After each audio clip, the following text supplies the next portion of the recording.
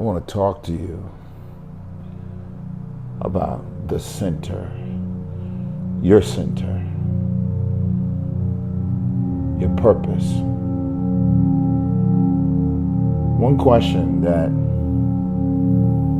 I always ask myself, even I would always ask myself, is your purpose. What's your purpose for living?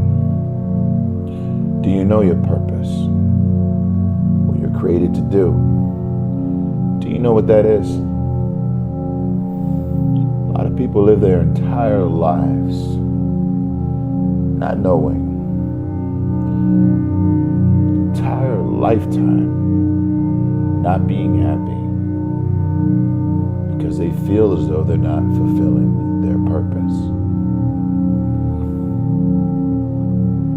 One time in my life I felt that. What was my purpose? And sometimes you graduate out of high school, you look for that job, you look for that career, college, the degree, you still question, is this my purpose? Well, I want to tell you, until you find the center of your being, you will continue to walk and live, going through the motions. And how many people out there right now go through the motions? You may be making $50,000 a year, $100,000 a year, $200,000, $1 million a year. You may be making $10,000 a year and not happy, going through the motions. Meaning, you go to job, you go to your work, you're not happy. Come home, you're angry with your parents, angry with your wife, angry with your kids, angry with yourself, not happy. Can't have a good time around your friends because your mind is wondering, what is my purpose? What is my purpose? Especially for men, because life is very, very challenging for a man. They expect us to be leaders. When I say they, I'm talking about God created a man to be a leader, to be a fighter, to set examples in his home, in his house, for his wife, for his kids, for other men around him that look up to him. And how can you do that if you don't know what your true purpose is? Or if you're not happy with yourself and your position and where you're at? So let's take money out of this equation. Let's start talking about the purpose and how you're going to find your purpose.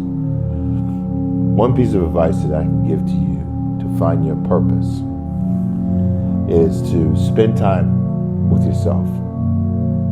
Spend time away from distractions, away from people who distract you, who take your time away from you. Now, when you talk about taking time away from you, I'm talking about taking time away from the things that you may enjoy.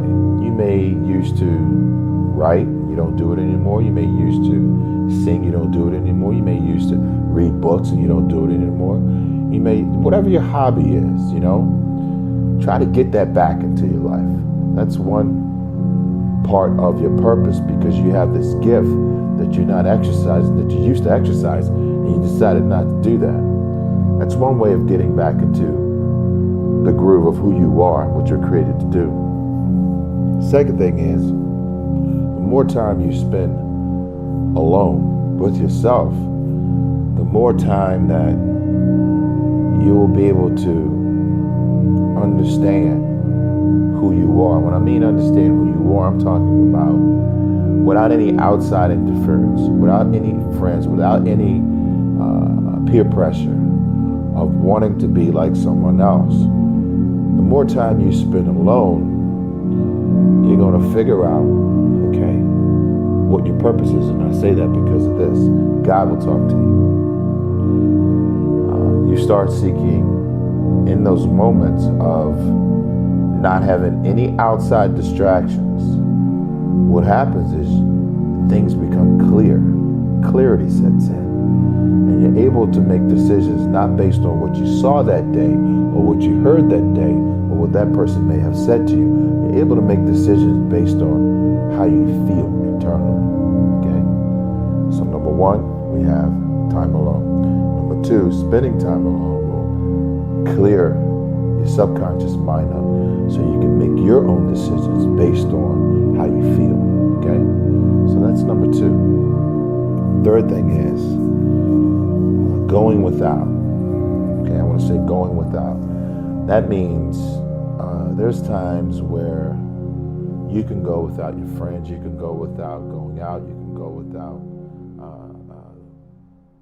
other people around you.